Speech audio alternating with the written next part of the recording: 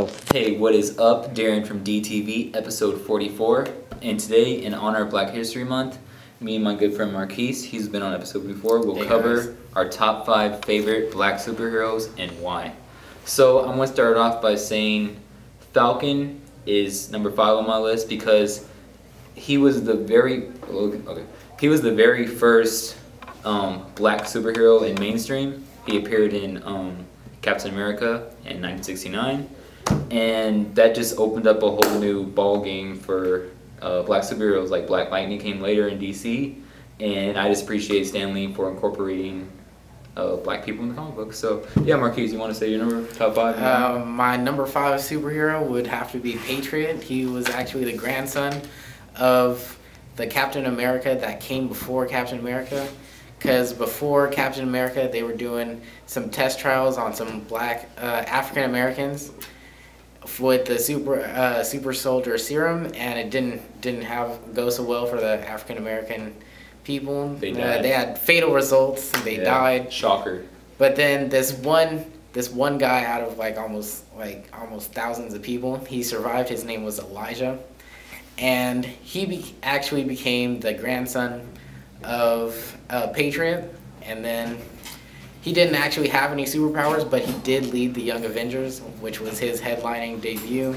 And he actually got, after he finished leading the Young Avengers. You mean like he got his own title like that? He did get his own title, but that was actually after he did the Young Avengers shoot.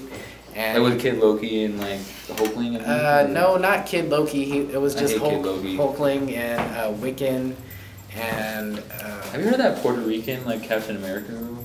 No. I think it's stupid. It's like a ripoff of Wonder Woman, like her powers. Miss America? Yeah. I think she's pretty cool. I don't know. I understand they want to like make comics more diverse, but don't add like just rip-off characters and change their race. Yeah, I see. Yeah. But he did hold his own against Captain America with no powers. Mm-hmm. But then later on, he did get a transfusion from his grandfather, and he did get some super soldier serum. Dope. Are you done? Yeah. Okay. My number 4 is Icon, because Icon's just dope, and everybody knows I love Superman. Come on.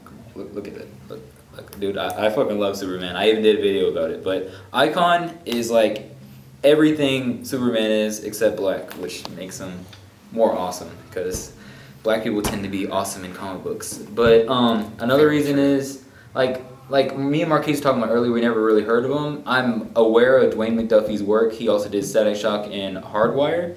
Those are also good. Rest in peace, DWAYNE Duffie. Who he also did too. Rocket as well. Yeah, Rocket, Icon's sidekick, who's also badass.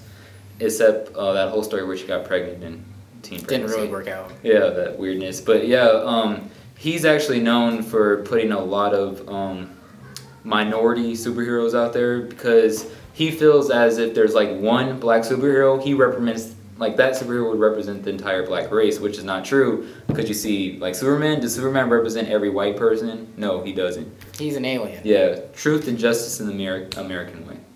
So that's why Icon's badass. And Marquis, you want to say your number 4? My number 4 would have to be Black Lightning. He's actually the first black person that actually entered the Justice League. So he made a way for the superheroes like Cyborg, who just got into the. He actually just got into the Justice League, and I mean he was the first in there. But he did get cut out of other Justice League comics, being replaced by heroes such as the Flash and other people like that. Yeah, 2 mainstream heroes. He actually got cut out by Martian Manhunter a few times, but that's just to increase diversity. But and actually, this is not part of my list, but nowadays Martian Manhunter's secret identity, John Jones, is actually takes on a black persona. Black persona. Yeah, pretty dope. Which is kind of weird because his niece she turns to a white girl, and they think they're related, but whatever. It doesn't really work out. Number 3, I have Storm from the X-Men. Storm is just all around badass. In my opinion, she's one of the strongest. I wouldn't call her a superhero. She's an activist. Yeah, a mutant. But she leads the X-Men on a regular basis. Yeah. Actually, at one point she did it without her powers, but she does it with her powers on a regular basis. Oh, yeah, also she's African too. That adds on to the mysterious dopeness.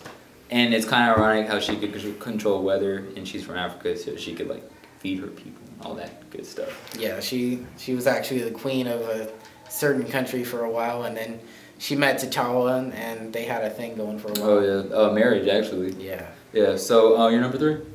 My number 3 would have to be Static Shock. Oh, Static Shock. He's like a headliner. He had his own show. He had a mini movie for Cartoon Network one time. His sidekick was Gear. He was a white guy. I thought that was pretty cool. Yeah. White guy being a sidekick one time. But I mean, Virgil, he's all around genius. You can relate to him too. He worked at Star Labs. He just does a lot of things. He was in the Teen Titans a few times. But I mean, he's on Young Justice now. I don't know if he's gonna make a debut as Static Shock in there. They haven't showed it yet, but I mean, all around just good black superhero. Exactly. Unfortunately, his comic strip was canceled. Number 2, Cyborg from the Teen Titans / Justice League.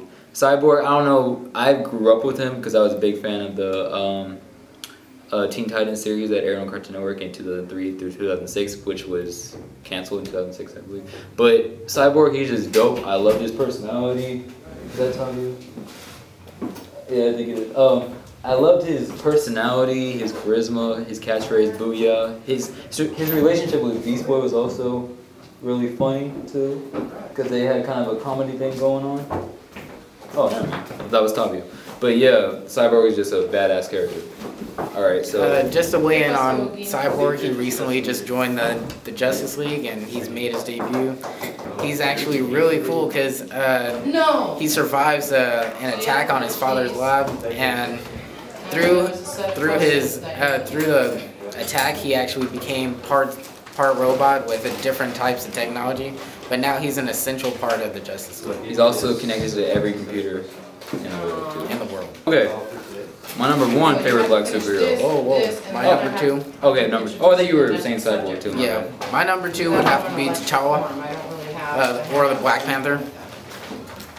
Because he's not African American, but he is African, and he's the king of his own country. And just being the Black Panther, taking on the mantle as king, I mean, that's pretty beast. But not only that, but he's a genius. He works with the New Avengers, or they call themselves the Illuminati. And that's basically just a secret group of superheroes that try to run the world in secret. It's Iron Man, Captain America, Namor, Doctor Strange. Namor's a complete douche. He tried to kill the Wakandans a few times. He's a racist. But, I mean, T'Challa's just all around just great superhero. It's never been one-sided, but, I mean, he's just out there and he's great. My number 1 to add to Marquis. Actually, Black Panther is my favorite black superhero.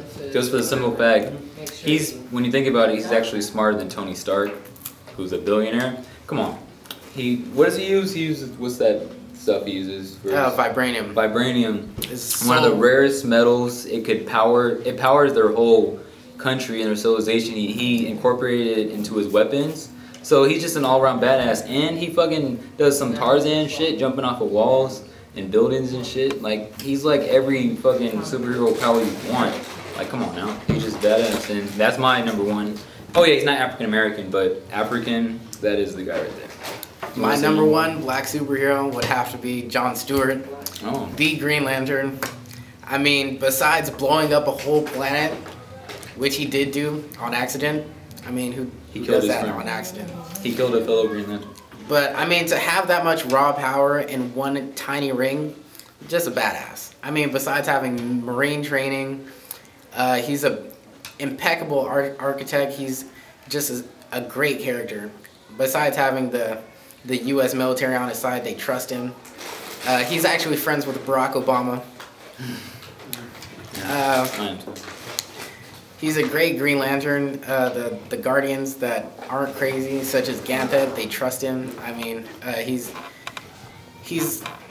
basically just a great Green Lantern and a great superhero. I'm surprised you didn't say Calder. Yeah? Oh yeah, Aqualad, he's up there. Yeah, Aqualad's up there. Calderon, being the son of Black Manta, is just great. His powers are awesome. He would have to be my sixth man of the year.